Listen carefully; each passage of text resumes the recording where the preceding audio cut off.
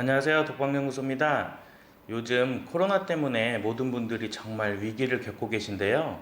이 다니던 직장을 그만두시고 장사를 해보려고 하시는 분들도 많고, 이 운영하던 자영업을 그만두고 다른 업종으로 변경하시려는 분들도 많으신데요. 이 자영업을 시작하려고 사업 아이템을 잘 짜놨는데, 이 사소한 부분을 놓쳐서 장사도 시작하기 전에 큰 피해를 보시는 분들이 계셔서 이 덕방연구소가 여러분들 힘내시라고 꼭 필요한 영상을 준비했습니다. 이 장사를 하려고 사업 아이템을 잘 짜서 이 상가를 알아볼 때 건물주에게 꼭 요구할 내용인데요. 그냥 지나쳐 버리면 이 수천만 원을 손해볼 수도 있으니까 꼭 봐두시길 바라고요. 최대한 쉽고 간단하게 말씀드리겠습니다. 예를 들어 이 갈비집을 오픈하려고 몇 날 며칠 이 발품을 팔면서 이 상가를 알아보는데 이 마음에 드는 자리를 찾았어요. 얼마 전까지 이 미용실을 하다가 지금은 공실로 비워져 있는 상가인데 뭐 권리금도 없고 이 이면도로인 코너에 위치해 있어서 홍보 효과도 좋고 유동인구도 적당히 있어서 딱 여기다 하고 이제 너무 마음에 들어서 건물에 이제 붙어 있는 주인 직접 임대 이런 현수막을 보고 임대인한테 전화를 해서 이 상가 월세 계약을 쓰려고 만났어요. 이 계약서에 주소, 면적, 뭐 보증금, 월세는 얼마, 뭐 기간은 언제까지 이렇게 잘 넣고 이 인테리어 기간도 무료로 많이 달라고 해서 이 특이하게 넣고 이 기분 좋게 임대인, 임차인 두 분이서 이 도장도 딱 찍고 계약을 끝내고 이 다음 날부터 인테리어 공사를 시작해서 공사가 거의 마무리될 때쯤에 이제 오픈 날짜도 잡아야 되니까 이 구청에 영업신고를 하려고 하는데 여기서 영업신고와 허가는 다른 건데요. 이 같은 시설군으로 할 때는 영업신고를 하고 이제 상위 시설군으로 용도 변경할 때는 허가를 받아야 되는데 그냥 이런 건 참고만 하시고요.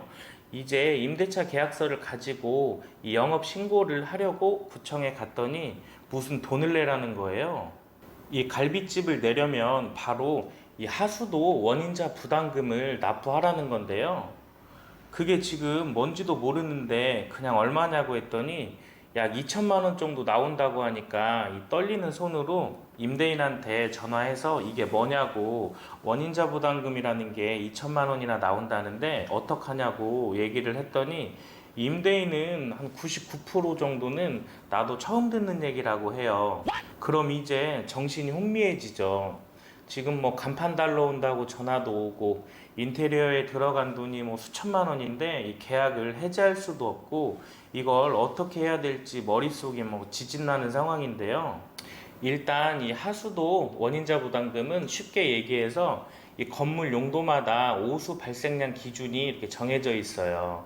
그래서 그 건물의 전체 1일당 이 오수 발생량이 10톤을 초과할 경우 그 원인자에게 이 부담금을 부과하는 건데요. 원래 이 계산은 안 하려고 했는데 정말 간단하니까 그냥 한번 보시면 이 건축물 용도마다 오수 발생량 기준이 이렇게 정해져 있는데 원래 아까 갈비집을 계약하기 전에는 이 미용실이었잖아요.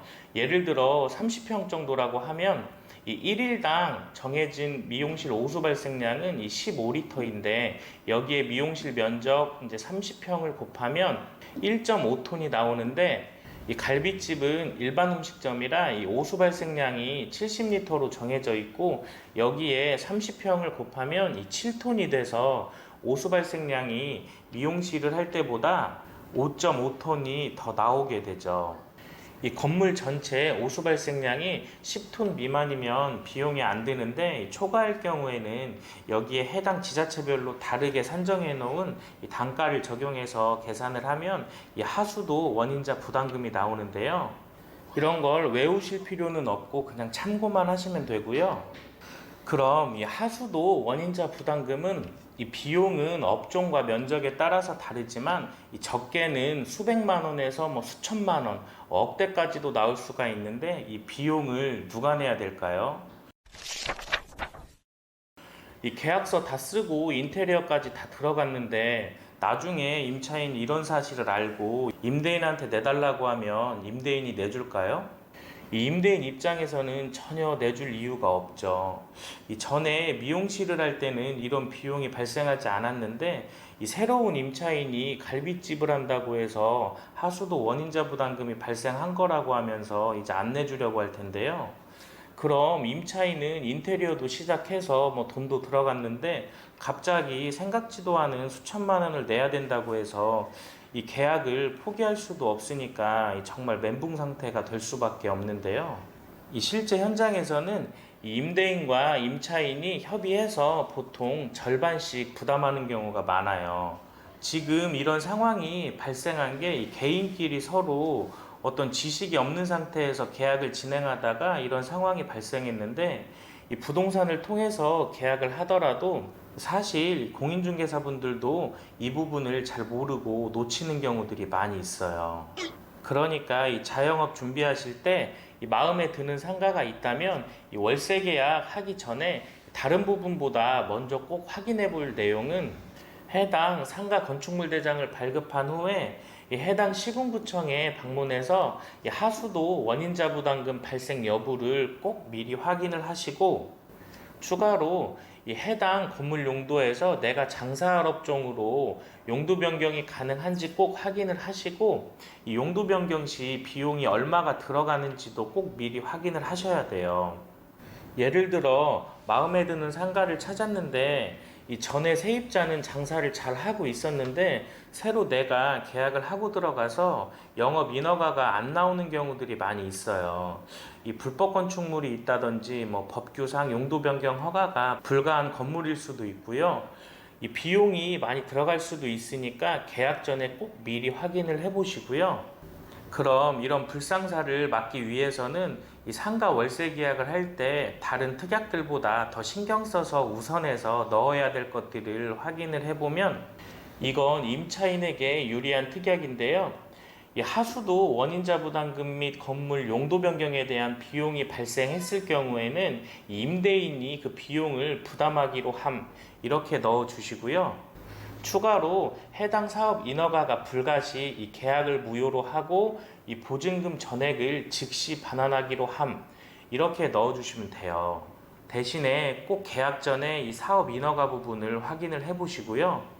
이 지금까지는 임차인분들을 위해서 설명을 해드렸는데요. 이 영상을 임대인분들도 보고 계실 테니까 이 반대로 임대인이 유리한 특약을 넣어야 된다면 이 하수도 원인자 부담금 및 임차인의 사업을 위한 건물 용도 변경 시 발생되는 비용은 임차인이 부담하기로 함 이렇게 넣어주시면 향후 분쟁 발생 시에 임대인이 유리할 수밖에 없고요.